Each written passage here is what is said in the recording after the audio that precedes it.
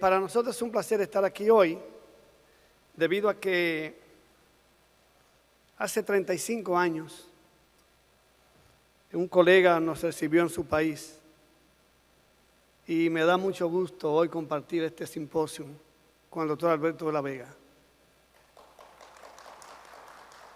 Ya el doctor Julio Gonel había ido trillando el camino un año antes, o sea que Julio Gonel tiene 36 años que pasó también por la mano del doctor Alberto de la Vega, siendo más joven que nosotros, el doctor de la Vega.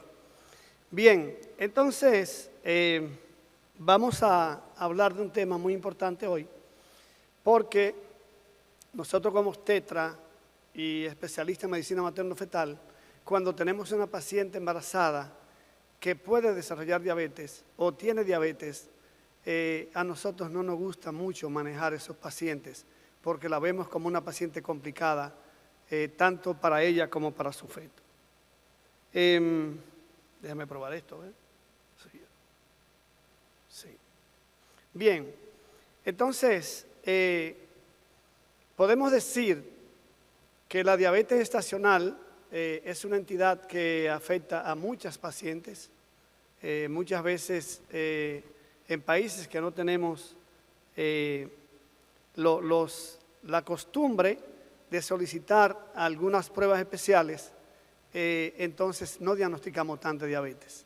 Pero sí es importante tomarla en cuenta porque es una entidad que se caracteriza por la intolerancia a los carbohidratos con una gravedad variable y que inicia o se detecta durante el embarazo. El término gestacional implica que es inducida por el embarazo, lo que quiere decir que hay pacientes que en un momento determinado, siendo pacientes normales sin haber tenido diabetes, el solo hecho de embarazarse pueden desarrollar diabetes. Y eso es una entidad que nosotros debemos tomarla en consideración cuando recibimos una paciente por primera vez. El objetivo de utilizar este término es que es una paciente que después de que nosotros la tengamos como diabetes gestacional, es una paciente que debe ser monitorizada durante el embarazo y monitorizada su feto también, pero también tomar en consideración que después del parto también es una paciente que debe ser evaluada en el puerperio posteriormente para ver si esta paciente sigue o no siendo diabética, porque algunas, como ustedes podrán ver, seguirán siendo diabéticas en un tiempo determinado. Su prevalencia está asociada a la raza, al grupo étnico, a la edad y su composición corporal, como decía el doctor de la Vega en una conferencia ayer, cada día más nosotros tenemos más pacientes obesas, por lo tanto vamos a tener más pacientes con diabetes. Complica generalmente esta entidad, complica el embarazo en un 6% y hasta un 12% en algunos países europeos. Representa esta entidad hasta el 86% de todas las pacientes con diabetes en el embarazo. Algunos hablan de hasta un 90% la diabetes gestacional. Tenemos que estas pacientes con diabetes gestacional es importante que la tomemos en cuenta porque algunas de ellas podrán desarrollar preeclampsia, otras van a tener un aumento en la parte de lo que sería el parto por cesárea en estas pacientes porque algunas de ellas se van a complicar con macrosomía fetal, 50% más de ellas pueden desarrollar diabetes tipo 2 en los próximos 20 años después de haber desarrollado el evento de diabetes gestacional.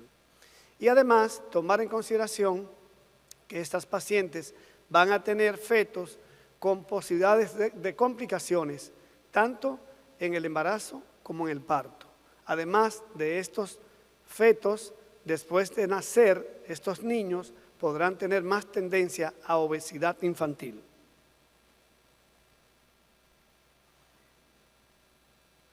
Estos pacientes, vamos a ver lo siguiente, que desde el punto de vista de detección y diagnóstico no existe un método específico para diagnosticarla. Por lo tanto, me hicieron hincapié en el título de mi conferencia que hay entonces controversia de un paso o dos pasos. y eso nosotros vamos a hacer un poco de hincapié en este sentido. Ha habido dificultad para alcanzar un consenso. Ustedes saben, desde hace muchos años viene esta dificultad porque unos abogan por una cosa y otros abogan por otra. Y esa dificultad sobre todo se vio marcada cuando se introdujo la técnica de un solo paso utilizando 75 gramos de glucosa oral y solamente utilizando detección de glucosa en las primeras 2 horas. A la hora 1 y a la hora 2 se determina entonces esta parte. Lo importante es tomar en consideración que, recuerden que en nuestros laboratorios, en las instituciones que nosotros laboramos, generalmente tienen en su talonario curva de tolerancia a la glucosa de 2 horas o de 3 horas. Entonces, nosotros cuando pedimos una prueba de esa, debemos de especificar si es de 2 horas o es de 3 horas. ¿Por qué?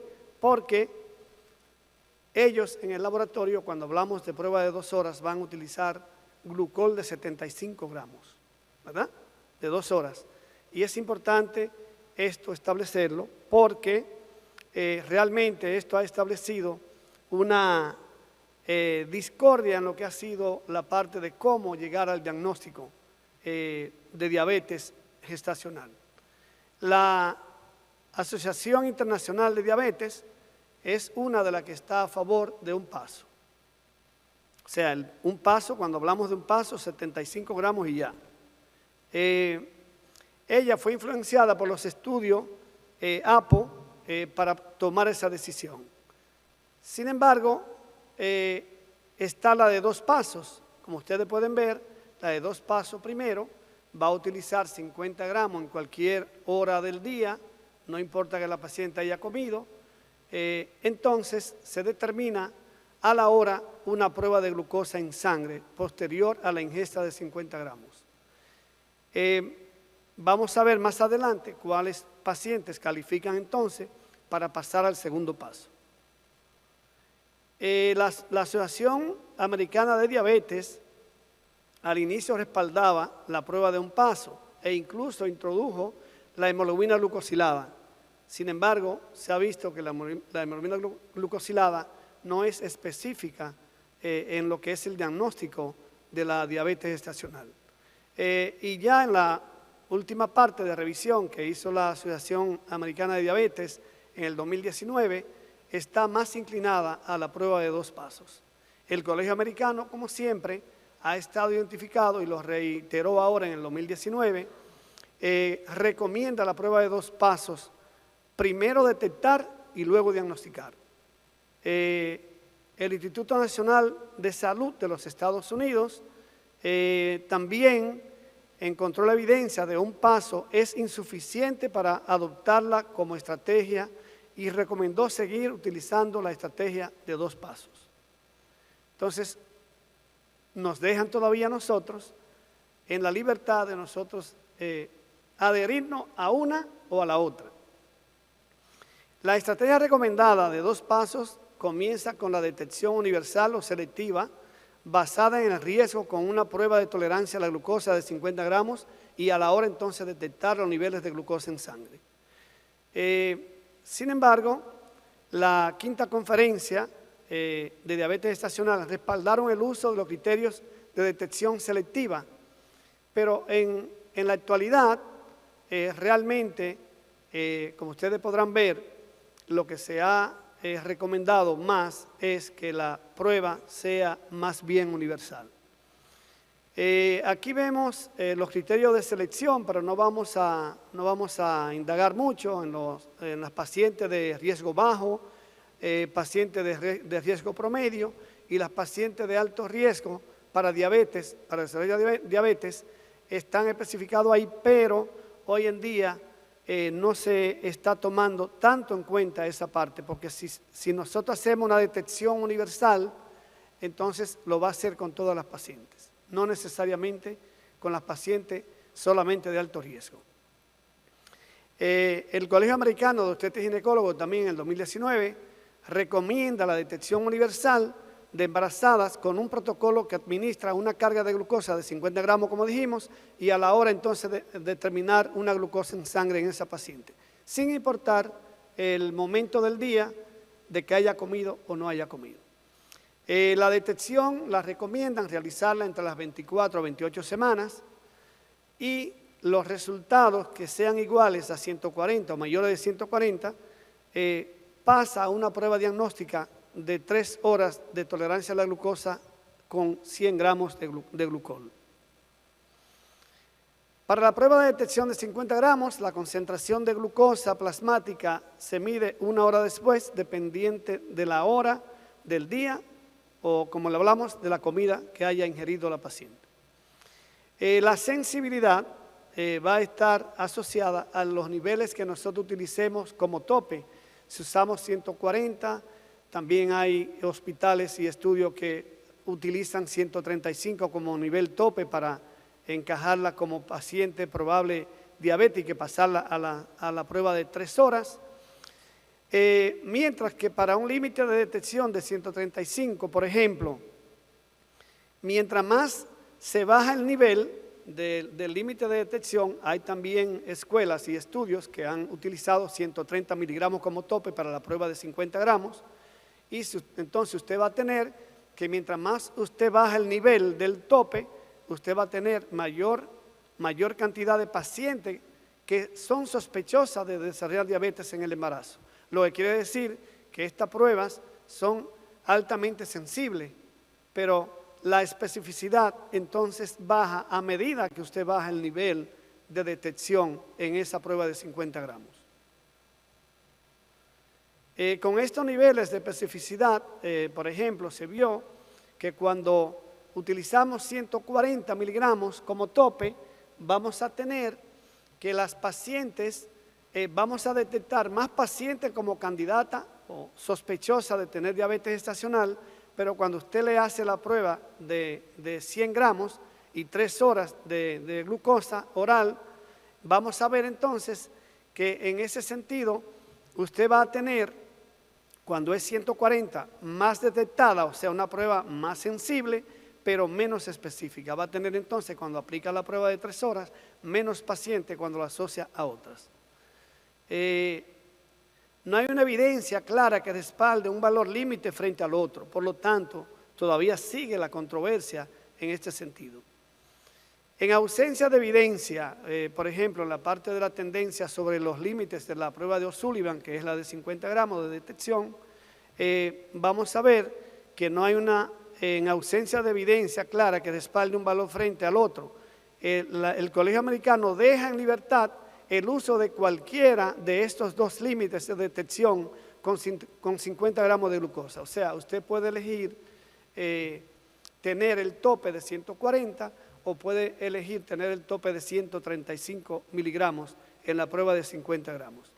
Y eso es lo que han hecho hoy en día muchos hospitales del mundo, que como no hay un consenso real, lo que han hecho es que cada hospital puede entonces tomar la decisión de tomar su límite en cuanto a la prueba de 50 gramos. Por ejemplo, ustedes pueden ver que en el Parkland Memorial Hospital tienen un tope de 140 miligramos y sin embargo en Alabama tienen el tope de 135. Pero lo importante es que cada quien tome una decisión y defina uno con cuál se queda. En la parte de lo que es la práctica de la estrategia de 2 pasos, hoy está aceptada por el 95% de los obstetras de los Estados Unidos de América, y es importante que nosotros estemos y hagamos una autorreflexión nosotros mismos de este mes, cuánta prueba de tolerancia a la glucosa nosotros hemos indicado en nuestras pacientes embarazadas que cumplirían con los criterios nuestros. Entonces, vamos a ver cuánto hemos indicado. Cada quien se puede responder. Las mujeres, por ejemplo, se ve que los factores históricos de la paciente, ya sea una paciente que tenga historial de diabetes, familiares directos de diabetes, niños macrosómicos en partos anteriores, obesidad, etcétera, Esas pacientes, cuando utilizamos solamente la paciente de alto riesgo, solamente identificamos el 50% de las pacientes con diabetes mellitus gestacional. Las mujeres embarazadas identificadas como bajo riesgo solamente representan el 10%. Por lo tanto, en el 2014, el Grupo de Trabajo de Servicio Preventivo de Salud de los Estados Unidos recomendó detectar todas las mujeres embarazadas para diabetes mellitus gestacional a partir de las 24 semanas de embarazo.